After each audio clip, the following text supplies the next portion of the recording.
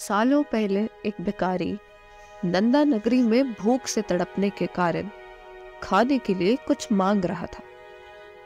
तभी उसे एक व्यक्ति कुछ रोटियां दे देता है। अब भिखारी रोटी के लिए सब्जी की तलाश में पास के ही एक पंडाल में पहुंचता है।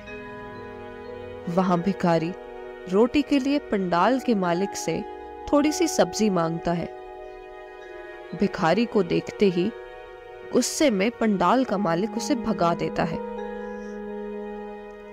दुखी भिखारी किसी तरह मालिक की नजरों से बचते हुए पंडाल की रसोई में पहुंच जाता है। वहां उसे कई तरह की लजीज सब्जियां दिखाई देती हैं। गरम गरम सब्जियों से भाप निकल रही थी। भाप को देखकर भिखारी के मन में हुआ कि अगर रोटियों को इस भाप के ऊपर रख दिया जाए तो सब्जी की खुशबू उनमें मिल जाएगी, फिर रोटी में भी सब्जी का स्वाद आने लगेगा और सब्जी की जरूरत ही नहीं पड़ेगी। ये सब सोचते हुए भिखारी रोटी पर सब्जी डालने की जगह उन्हें सब्जी से निकलने वाले भाप के ऊपर रख देता है। तभी अचानक वहां पंडाल का मालिक आ जाता है और भिखारी को सब्जी चोरी करने के लिए पकड़ लेता है। भिखारी उससे कहता है कि मैंने सब्जी नहीं चुराई, मैं सिर्फ सब्जी की खुशबू ले रहा था। मालिक भिखारी को धमकाते हुए कहता है कि अगर तुमने सिर्फ खुशबू ली है तो तुम्हें उस खुशबू की भी कीमत चुकानी पड़ेगी। डरी हुई आवाज में भिखारी उससे कहता है, मालिक, मेरे पास कुछ भी नहीं है जिससे कि मैं खुशबू की कीमत चुका सकूं। तब पंडाल का मालिक उसे पकड़कर मुल्ला नसरुद्दीन के दरबार में ले जाता है। मुल्ला नसरुद्दीन पंडाल के मालिक और भिखारी की बातों को गौर से सुनते हैं।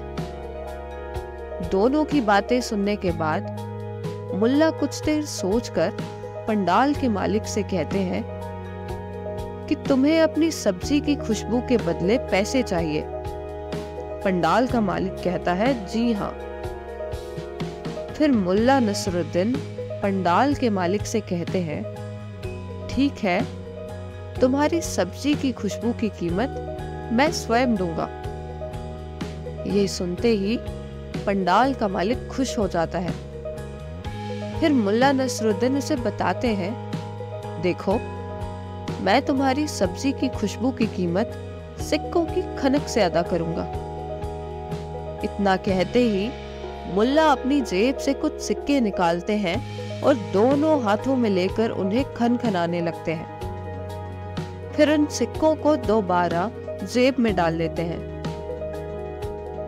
ये सब देखकर पंडाल का मालिक हैरान हो जाता है।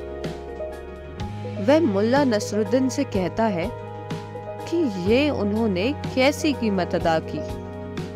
जवाब में मुल्ला कहते हैं, तुम्हारी सब्जी की खुशबू इस भिखारी ने ली थी, इसी वजह से मैंने तुम्हें सिक्कों की खनक सुनाई है। अगर इस भिखारी ने सब्जी ली होती तो मैं भी तुम्हें सिक्के जरूर दे देता। मुल्ला का जवाब सुनकर पंडाल का मालिक आंखें चुराते हुए वहां से चला गया और भिखारी भी खुशी खुशी अपने रास्ते निकल जाता है। ये कहानी हमें सिखाती है, बुद्धि और चतुराई से हर समस्या का हल निकाला जा सकता है, जैसा इस कहानी में मुल्ला नसरुद्दीन ने पंडाल के मालिक के साथ किया।